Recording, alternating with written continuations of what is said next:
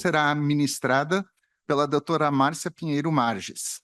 A doutora Márcia, ela é bióloga, graduada pela Universidade do Estado do Rio de Janeiro. Ela tem um mestrado em bioquímica pela Universidade Federal do Rio de Janeiro e um doutorado em biologia molecular pelo Instituto de Biologia Molecular de Plantas de Estrasburgo. Ela também realizou estágios sêniores no Plant Industry, no CSIRO, em Canberra, na Austrália, e no Carnegie Institute, na Califórnia. A doutora Márcia, ela tem mais de 120 artigos publicados internacionalmente, com mais de 5.000 citações. Ela é pesquisadora do CNPq, nível 1A, e é membro permanente da Academia Brasileira de Ciências. Ela foi presidente da Sociedade Brasileira de Genética, e entre os anos de 2018 e 2023, ela foi presidente da IGF, a Federação Internacional de Genética.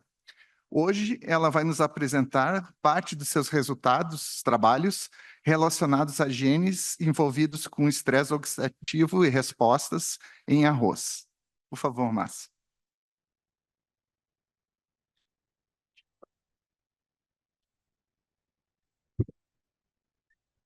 Boa tarde a todos.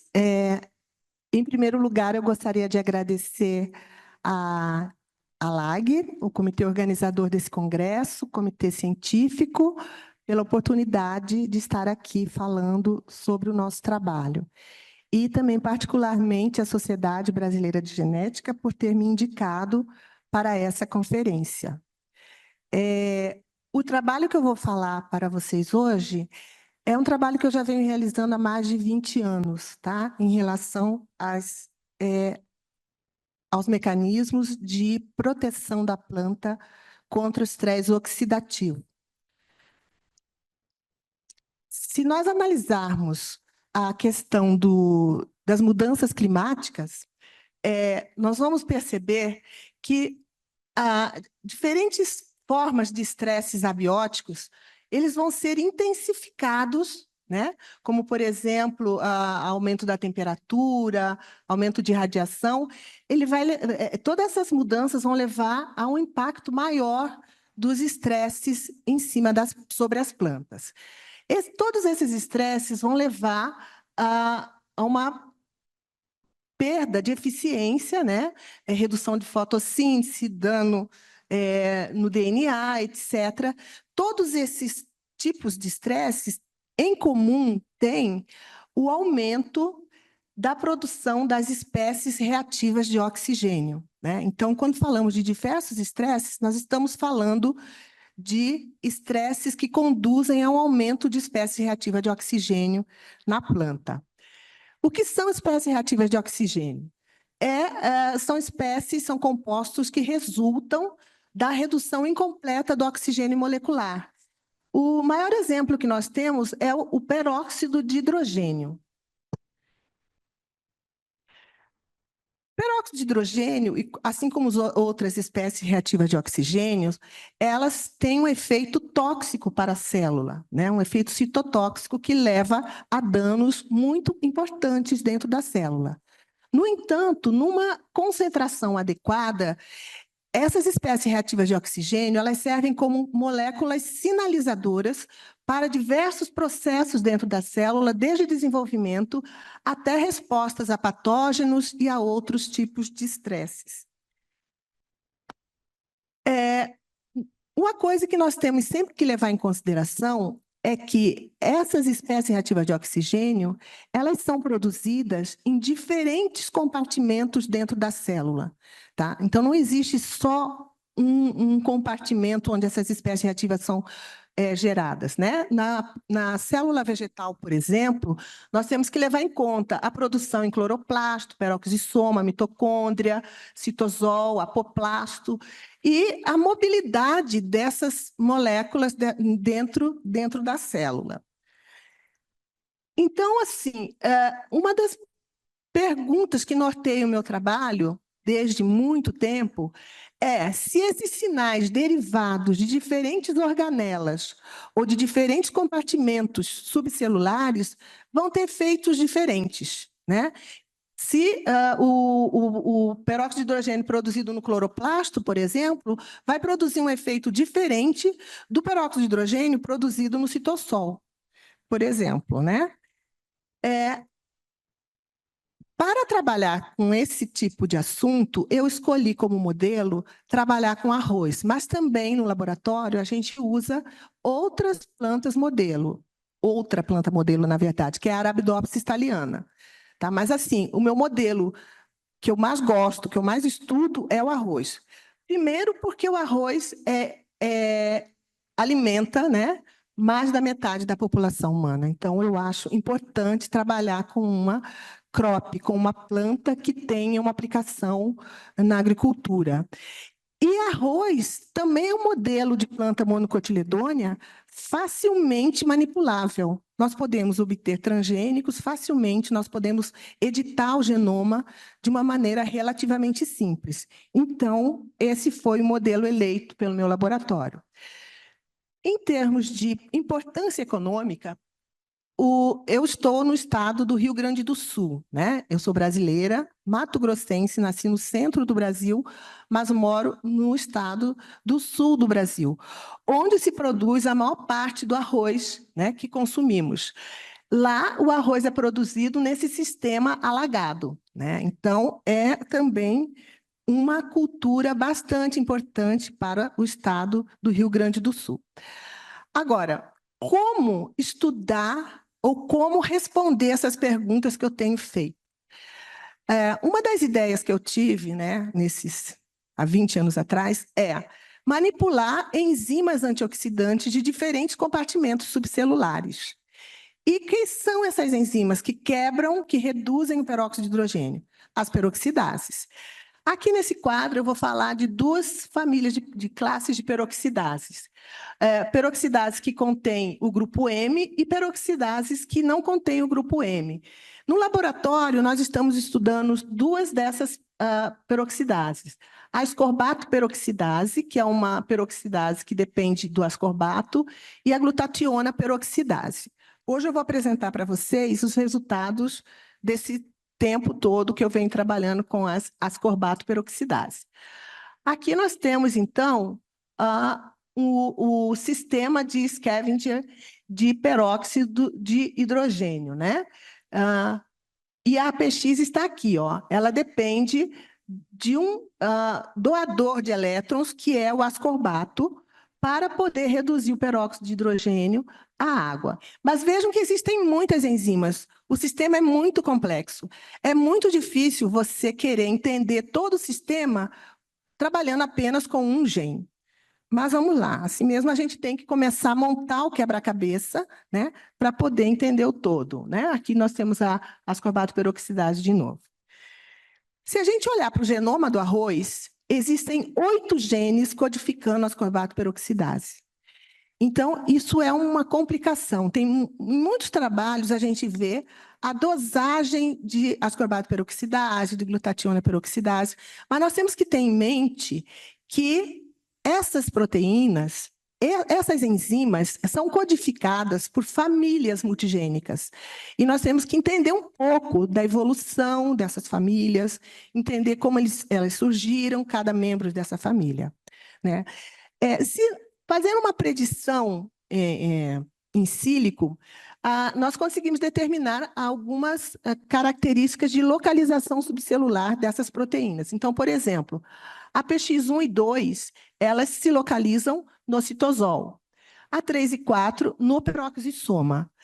A 5 e 6, elas se localizam na mitocôndria, são preditas como mitocondriais. A 7 e 8 são preditas como cloroplastídicas.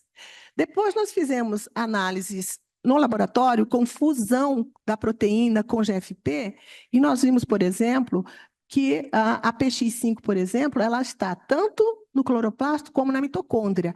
É uma proteína com dual targeting, ou seja, ela vai para 2 lugares diferentes, tá? Então, aquela minha ideia de entender como o peróxido de hidrogênio vindo de compartimentos diferentes poderiam atuar de formas diferentes, a ideia que nós tivemos na época foi de silenciar por RNAi os diferentes genes que codificam essas enzimas. Então, nós produzimos RNAi para as proteínas, para os genes separadamente. Então, por exemplo, produzir uma planta silenciada apenas em APX1, apenas em APX2, apenas em 3, 4, 5, 6, nocautear não, fazer o knockdown, reduzir a expressão de duplas, 2 a 2. As 2 do citoplasma, as 2 da mitocôndria, as 2 do cloroplasto e assim por diante. Nós conseguimos quase tudo, quase todas essas construções, quase todas essas plantas, menos a mitocondrial. Quando a gente silencia a mitocondrial, eu não consigo obter plantas transgênicas, porque o calo de onde se regenera a planta, ele necrosa. Então, é uma proteína que muito provavelmente está muito relacionada com morte celular programada e eu não consegui recuperar a planta. Por isso que eu também fui trabalhar com GPX mitocondrial para poder manipular alguma enzima da mitocôndria. Muito bem, aqui alguns dos primeiros dados que nós tivemos, né? Então, nós começamos a montar construções em que nós colocávamos a parte codificante da proteína fusionada com a proteína verde fluorescente para acompanhar dentro da célula onde essa proteína se localiza. E foi assim que nós conseguimos, então, determinar de forma experimental onde que cada uma dessas proteínas estão, de fato, localizadas. Além disso,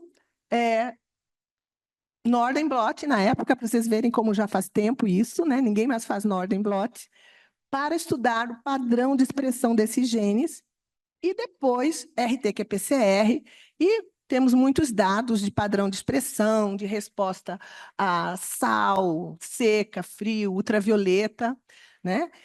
Esses dados foram publicados em algumas revistas, né, no início dos anos 2000, e, em seguida, começamos a trabalhar com as plantas transgênicas. Aqui eu tenho um dado bem interessante que até hoje me surpreende bastante quando eu apresento. Quando nós silenciamos apenas a APX1, uma das citossólicas, nós obtivemos plantas pequenas que não crescem e são estéreis. Silenciando a segunda APX, também, as plantas não têm um fenótipo tão drástico, mas elas também têm problema de esterilidade e de baixa estatura. Mas quando nós fizemos um knockdown das duas juntas, aí sim as plantas são normais, não tem problema. Então, existe uma questão de equilíbrio das duas proteínas dentro da célula. Elas têm que estar em equilíbrio, elas podem estar em menor quantidade, mas tem que ter um equilíbrio, uma proporção delas. O peróxido de hidrogênio nessas plantas está aumentado, está alterada, né? E o que nós fizemos, né? Claro que as silenciadas individualmente, não tivemos como continuar os experimentos, porque elas não deram sementes, não foi possível trabalhar com elas. Mas a silenciada nas duas, eu fiz uma colaboração com um professor, um fisiologista vegetal, muito importante no Brasil, que é o professor Joaquim Albenizi da Silveira, da Universidade Federal do Ceará, e nós publicamos muitos trabalhos em que nós demonstramos, principalmente, que a planta silenciada ela é uma planta aclimatada a estresses brandos. Então, é como se ela tivesse um priming, né? Esse nível de peróxido de oxigênio aumentado dentro da planta leva a um estado de aclimatação que faz com que ela possa resistir a alguns estresses. Agora eu vou mostrar para vocês o que acontece quando a gente silencia as APX peroxissomais. O que nós observamos foi uma senescência precoce nessas plantas, né? Aqui é um experimento com folhas destacadas, em que a gente coloca no escuro, na presença de aba, e a gente pode perceber que aqui são duas linhagens diferentes que ela realmente tem uma senescência avançada, né? Nós temos alguns dados de RNA-seq que nunca foram publicados dessas plantas para tentar entender o que acontece, né? Mas ainda temos que avaliar esses dados, porque a diferença foi muito pequena de número de genes diferencialmente expressos e genes que possam, porventura, explicar esse fenótipo. Mas, de novo, em colaboração com o professor Albenício, nós conseguimos mostrar que essa PX peroxissomal, ela tem bastante importância também como um priming. Ela torna a planta mais resistente à falta de catalase. Então, ao inibir a catalase, essa planta ainda resiste melhor a alguns tipos de estresses. Né, mostrando, então, que esse peróxido de hidrogênio, que é produzido pela falta dessas enzimas antioxidantes, elas podem sinalizar diferentes tipos de respostas, né, para a planta. Como eu falei para vocês, as mitocondriais nós não conseguimos obter plantas. Mas, falando das cloroplastídicas agora. Para as cloroplastídicas, nós tivemos plantas silenciadas apenas na 7, apenas na 8 e silenciada nas duas proteínas, simultaneamente. O primeiro trabalho que foi publicado foi o RNAi da dupla silenciada por uma aluna de doutorado chamada Andrea Caverzan, em 2013. As plantas são normais, tá? Opa, eu acho que eu apertei alguma coisa que não devia. As plantas são absolutamente normais, né? E aqui para mostrar para vocês que realmente tem o silenciamento e como ficam as outras enzimas.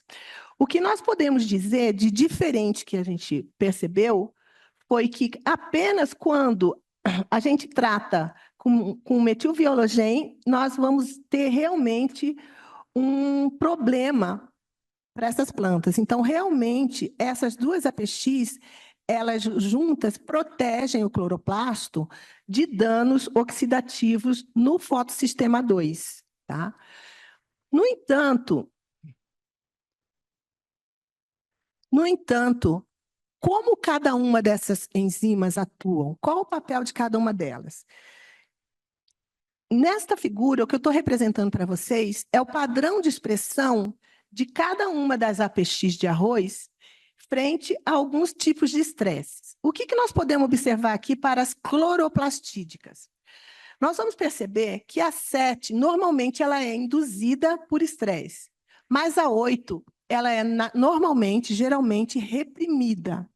Qual a diferença da 7 e da 8? A 7, ela é solúvel, ela fica no estroma, e a 8, ela é tilacoidal. Tá? Então, isso é uma informação importante, porque elas vão ter funções diferentes. E esse padrão de expressão oposto, né? Uma aumenta e a outra diminui no estresse, é alguma coisa que realmente sempre me deixou intrigada. Então, vamos analisar o que acontece com cada uma dessas ascorbato-peroxidases quando silenciadas. Aqui é só para mostrar que elas realmente vão para o cloroplasto. Esse trabalho foi realizado pelo meu aluno Douglas Messeder, que hoje é professor da Universidade Federal do Rio de Janeiro.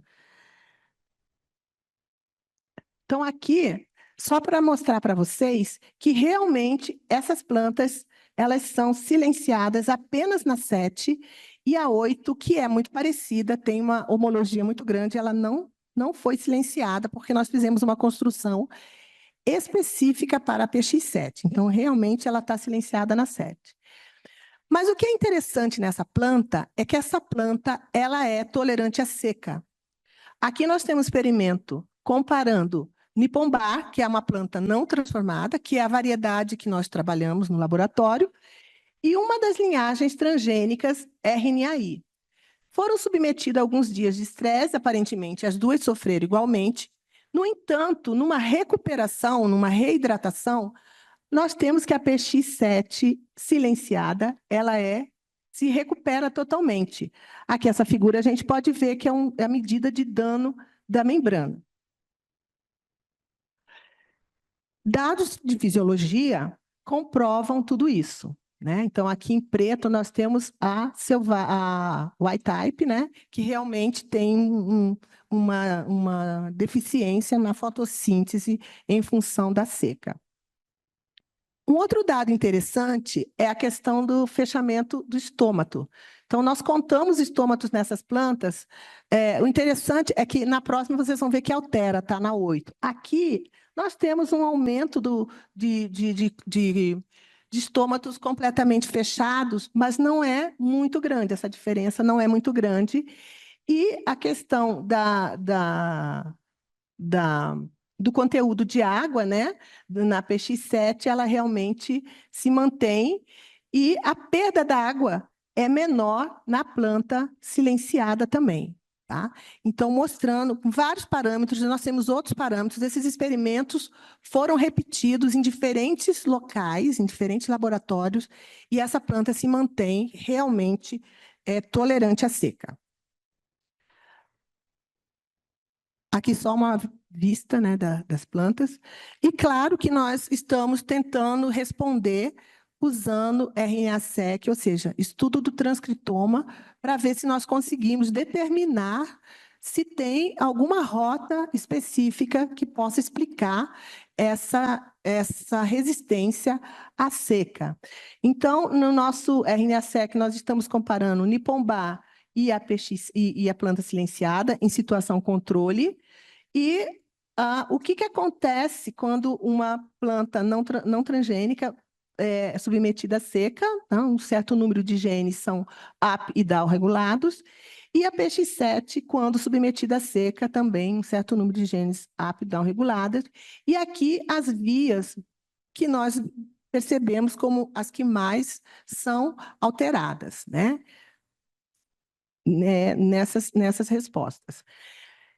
Para mim, RNA-seq são dados que a gente tem que estar sempre voltando. Cada vez que nós voltamos a avaliar, nós encontramos novos dados. Então, esses dados estão publicados, mas a gente está sempre tentando entender o que acontece no transcriptoma, e da maneira como a gente compara, a gente pode ter respostas diferentes. Vamos ver o que acontece quando nós silenciamos a PX tilacoidal. Então, novamente, aqui para mostrar que esse silenciamento é específico. Então, essa aqui é a planta 8, ela é silenciada na 8. E aqui nós temos ainda 5 linhagens independentes, né? E que não tem redução da expressão da APX7. O que acontece com essas plantas é um retardo no crescimento, tá? No início do desenvolvimento. Então, aqui nós temos a white type em preto e as plantas transgênicas. No início do desenvolvimento, tá? E depois um pouco mais tarde.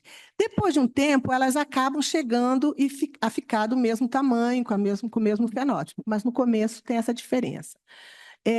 Aqui eu tenho também uns dados de uma planta nocaute de APX8, mas isso é uma outra história, eu não vou abordar aqui. Então, finjam que não estão vendo.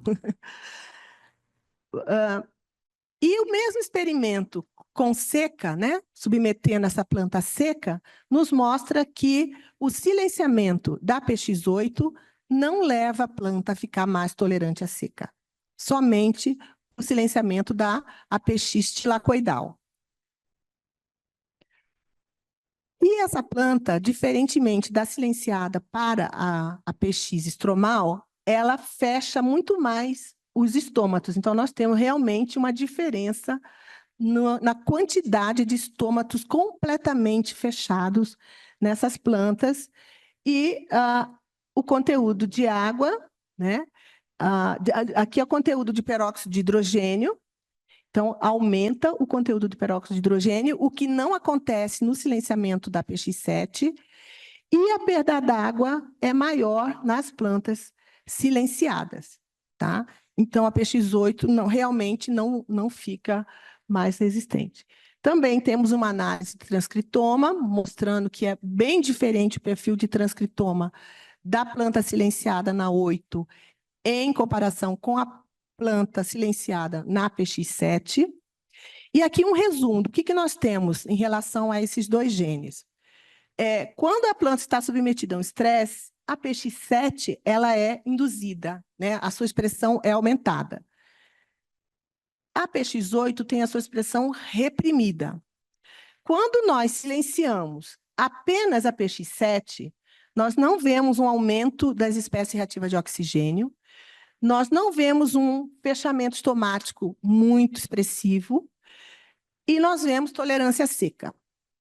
O silenciamento da 8 leva a um aumento de espécie reativa de oxigênio, que leva a um aumento, o fechamento do estômago, mas a planta é sensível. E a planta RNAi para os dois genes simultaneamente aumenta a espécie reativa de oxigênio, fecha mais o estômago e é mais tolerante à seca também. Esqueçam esse aqui, porque são dados que estamos trabalhando ainda.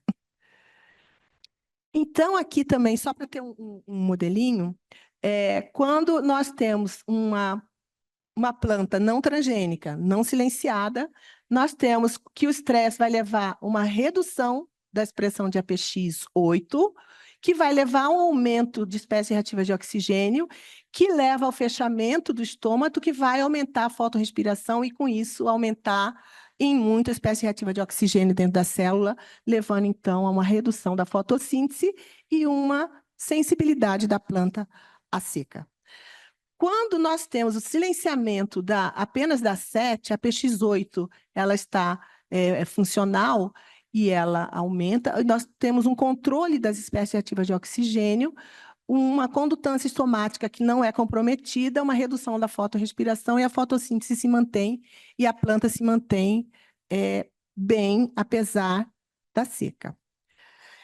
Então, em relação a essas plantas, nós estamos fazendo agora edição gênica para nocautear completamente a PX7 para ver se essa planta se mantém tolerante à seca. Porque uma planta editada, tolerante à seca, que não contenha nada de transgênico, pode ser útil do ponto de vista agronômico, né? Então, o nosso passo agora é trabalhar dentro dessa ideia de edição gênica com CRISPR-Cas. Já temos plantas editadas, mas que ainda não foram genotipadas, eu não tenho dados ainda para trazer para vocês.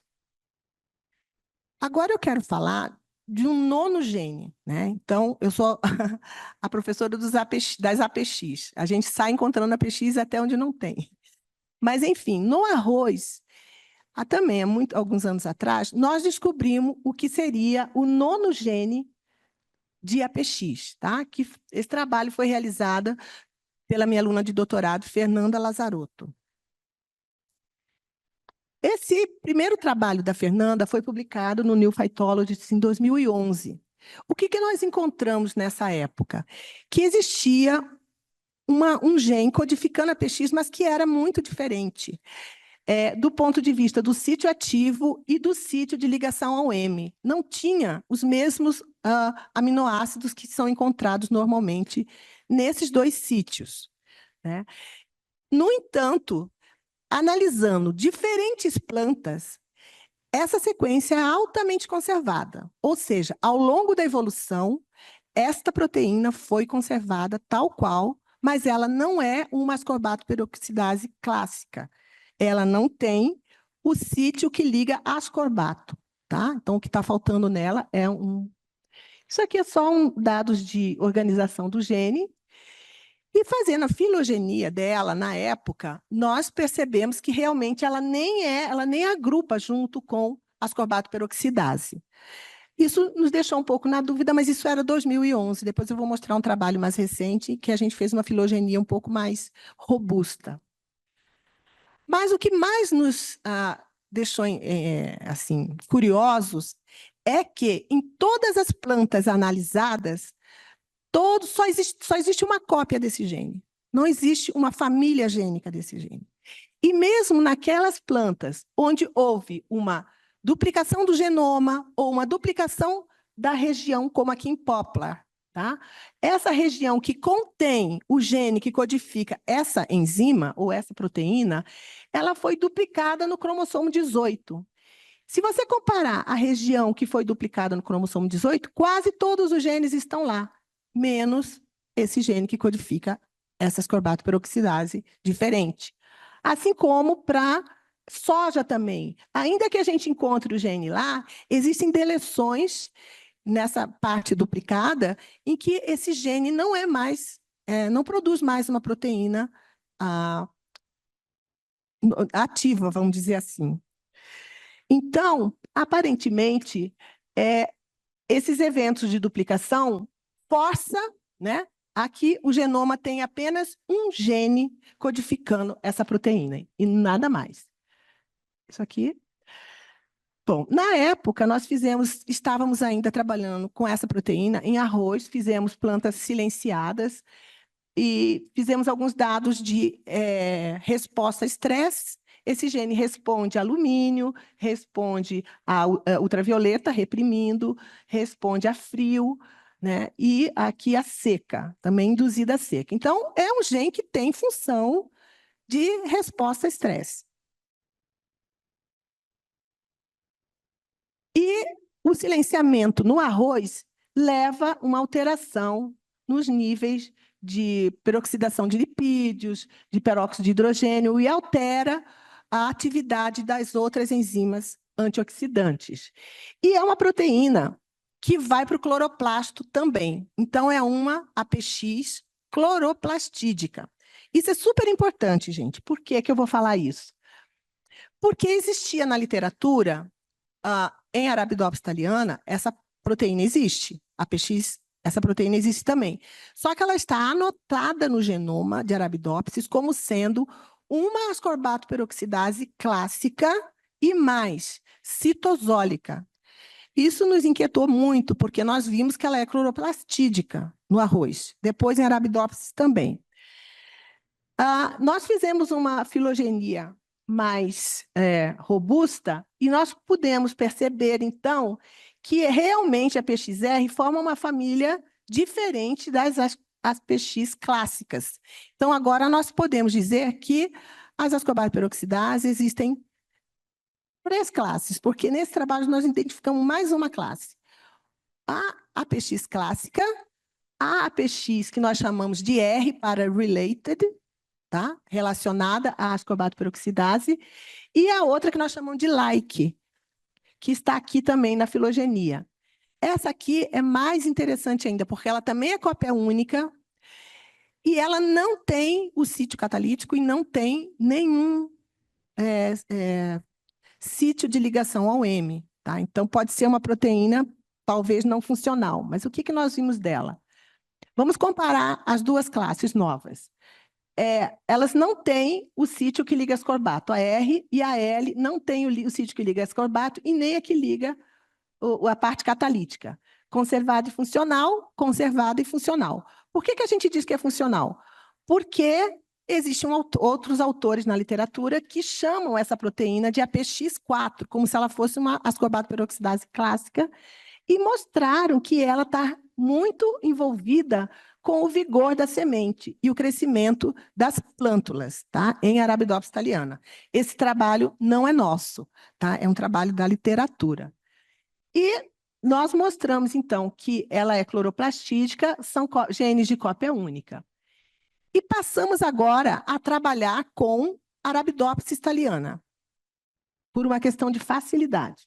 Então, a Arabidopsis thaliana é chamada na literatura de APX6, ainda que ela não seja uma APX clássica, ela foi anotada como APX clássica, né? Recentemente, então, a Fernanda, né, publicou esse trabalho em que ela produziu a proteína recombinante em E. coli e mostrou que ela tem atividade peroxidase, porque ela consome, aqui é o consumo de peróxido de hidrogênio, tá? Peróxido de hidrogênio, e aqui a catalase como controle positivo. Ela não usa ascorbato, mas ela usa outros substratos, que são substratos artificiais. Então, a PXR é uma ascorbato-peroxidase não clássica, que não usa ascorbato, mas nós não sabemos ainda qual seria o substrato verdadeiro dentro da planta, o substrato endógeno, né, para essa PX. Aqui é só para mostrar que ela realmente é cloroplastídica.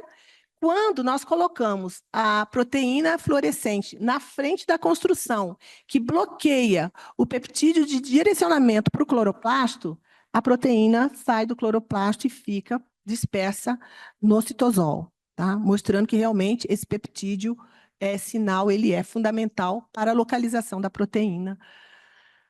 Aqui nós temos mutantes nocautes, que acumulam maior quantidade de peróxido de hidrogênio em situação de estresse, né? Aqui mostrando que, numa situação controle, a nocaute germina tanto quanto a white type, mas que numa situação de estresse, essa proteína é importante para que a semente germine. Se nós formos analisar o padrão de expressão de todas as outras proteínas que estão no cloroplasto, nós vamos ver que GPX7, glutationa peroxidase, seria a que mais estaria compensando a falta dessa atividade. Aqui é um padrão de expressão, tá? Ao longo da germinação. Então, GPX7, de novo, é quem mais tem o padrão de expressão parecido com a PXR, tá? Então, que estaria envolvido, talvez, nos mesmos processos. Então, aquela questão da duplicação gênica, né? E se nós colocarmos mais uma cópia desta proteína, deste gene, no genoma de Arabidopsis thaliana, o que vai acontecer? Por muito tempo, achamos que nós não conseguimos, porque nós não conseguimos ver a expressão da proteína. Até que descobrimos que, quando a planta cresce no escuro, ela expressa aqui, é porque a nossa construção está ligada, fusionada com a proteína verde fluorescente, a GFP. E o que a gente vê é que, à medida que a planta vai se desenvolvendo, essa GFP vai apagando, até ficar apenas na raiz. Tá? Então, aqui são as plantas que estão superexpressando algumas linhagens. Então, esse dado são de várias linhagens, não é só de uma linhagem. Então, aquela ideia de que a gente não estava conseguindo expressar caiu por terra. Nós estávamos conseguindo, sim, expressar, mas o sinal apaga à medida que a planta, então, sofre a fotomorfogênese, né? Pela luz. Como vocês podem ver aqui, tá? Na luz, nós temos isso. No escuro, esse aqui. À medida que essa GFP vai apagando, vão ficando pontinhos na folha, tá? Isso aqui é clorofila, pontinhos na folha, ou seja, ela não é degradada completamente, tá? Vejam só. Ela não é degradada completamente, né? Então, se a gente, dentro dessas vesículas, vamos dizer assim, onde permanece a GFP, também tem clorofila em muitas delas. E aí nós chegamos à conclusão que essas vesículas, para onde a PXR degradada entra ou vai, são os que nós chamamos de plastoglóbulo, tá? Isso aqui não é nosso, mas só para mostrar para vocês a coincidência das imagens. Isso é um time course, mostrando, então, o apagamento, e à medida que a clorofila vai, então, aumentando na folha, vai diminuindo a fluorescência GFP. Aqui, depois de 20 horas, o que acontece, né? Nós temos pouquíssimos pontinhos, então, nós temos só os pontinhos e esse plastoglóbulo. O padrão, a expressão dessa proteína recombinante dentro da célula, ela é, sobretudo, no embrião, tá? Então, aqui nós temos desenvolvimento de sementes não maduras e aqui sementes maduras. Então, realmente mostrando que ela tem uma regulação pós-tradução, pós-transcricional, pós-tradução, para manter esse padrão de expressão dentro do órgão onde ele atua, apesar de ser um promotor constitutivo 35S. Tá? Outra posição onde ela fica são nas células guarda, tá? Então, são alguns pontos que a gente encontra ainda a expressão. Essa degradação é um processo independente do proteassoma, porque se a gente colocar inibidor de proteassoma, ela continua desaparecendo a sua expressão. Nós não temos dado continuidade a esse trabalho, mas alguns trabalhos vêm sendo publicados mostrando que a PXR de clamidomonas interagiria com plastocianina, que teria, então, a ver com a estabilidade da cadeia transportadora de elétrons, tá? Então, saiu recentemente uma revisão sobre isso, nossa e de um outro grupo. Com conclusão dessa parte da PXR, nós podemos dizer que a PXR é um ascorbato, uma peroxidase independente de ascorbato e finamente regulado. A maturação do plastídio disparada pela luz, promove a translocação de APXR do estroma para o plastoglobule, né? Levando, então, à degradação de APXR por um mecanismo independente de proteassoma. E, mais importante, nossos resultados, de uma maneira inequívoca, mostra que a PXR não é a PX, né? E que ela faz parte de uma outra classe de proteína, de um outro tipo de peroxidase, que se acumula na semente e que tem um papel na homeostase na semente, né? Então, assim, nós temos outros trabalhos mostrando, por exemplo, a origem, né, mas aí um trabalho mais de filogenia, de onde viriam essas ascorbato-peroxidase related, elas teriam origem na ascorbato-peroxidase, mas nós não trouxe para discutir com vocês. Por que trabalhar, então, de uma maneira tão focada, né, num gene só? Eu acredito que, para a gente melhorar a tolerância da planta, nós precisamos entender profundamente o mecanismo que está por trás de todos os mecanismos de resistência, né? A gente tem que levar em conta a presença de famílias gênicas, a presença de isoformas, de splicings diferenciais que vão produzir proteínas diferentes, né?